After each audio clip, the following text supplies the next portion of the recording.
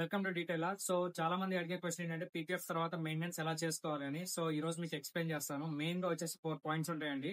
So first point ఏంటంటే automatic car washes ని avoid చేయండి, ఎందుకంటే దాని వల్ల రబ్బర్ వల్ల స్క్రాచెస్ అని పడిపోయి పీల్ ఆఫ్ అవడానికి ఛాన్సెస్ హై స్కోప్ ఉంటుంది. సెకండ్, మనం బయట కార్ వాష్ కి వెళ్ళినప్పుడు ఈ కార్నర్స్ లో కొంచెం వాళ్ళని లో ప్రెషర్ లో వాష్ చేయమనండి. సో దీని వల్ల ఏమవుతుందంటే కార్నర్స్ లో బాగా డస్ట్ అను పొల్యూషన్ ఫార్మ్ అవడం వల్ల వీటికి ఎక్కువ డస్ట్ ఇక్కడే ఉండిపోతుంది. సో దీన్ని మనం పట్టించుకోవాలన్నమాట. సో బయట కార్ వాష్ అనేది మంత్లీ వన్స్ ఆర్ ట్వైస్ చేయించుకోండి, బట్ చేయించుకునేటప్పుడు మాత్రం బాబు లో ప్రెషర్ లో చేయండి అని చెప్పేసి చెప్తే వాళ్ళు వైట్ స్ప్రెడ్ చేస్తారనమాట. సో అప్పుడు ఏమవుతుంది అంటే ఫీల్ ఆఫ్ అయ్యే ఛాన్సెస్ కూడా ఇక్కడ ఉండవు, అండ్ ఈ డస్ట్ కూడా పోతుంది, నీట్ గా ఉంటుంది.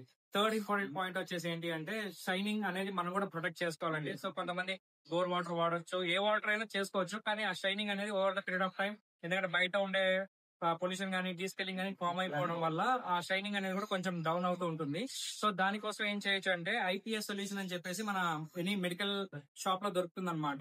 సో ఐసోప్రొఫిల్ లిక్విడ్ అనమాట. అదొకటి తీసుకొని ఒక 50% వాటర్, 50% ఆ లిక్విడ్ తో ఒక స్ప్రే గన్ లో యూజ్ చేసి జస్ట్ ఒకసారి ఇలా స్ప్రే చేసుకొని ఒక క్లాత్ పెట్టి తుక్ చేసుకుంటే ఆ షైనింగ్ అనేది ప్రొటెక్ట్ అవుతుంది. And fourth most important point వచ్చేసి ఏంటి అంటే యాన్యువల్ మెయింటెనెన్స్ అనేది అవసరం అండి. యాన్యువల్లీ ఒకసారి మీరు మా డీటెయిలింగ్ స్టూడియోకి వచ్చినప్పుడు ఏం చేస్తామంటే మేము ఒకసారి వ్యాక్స్ కొట్టేసి రబ్బింగ్ ప్యాడ్ తో ఆ స్క్రాచెస్ ఏదైనా ఉన్నా కూడా ఆ షైనింగ్ అంతా కూడా మళ్ళీ రీకరెక్ట్ చేసుకుంటాం అనమాట. So these are the 4 important points which we have to follow after PPF maintenance. Thank you.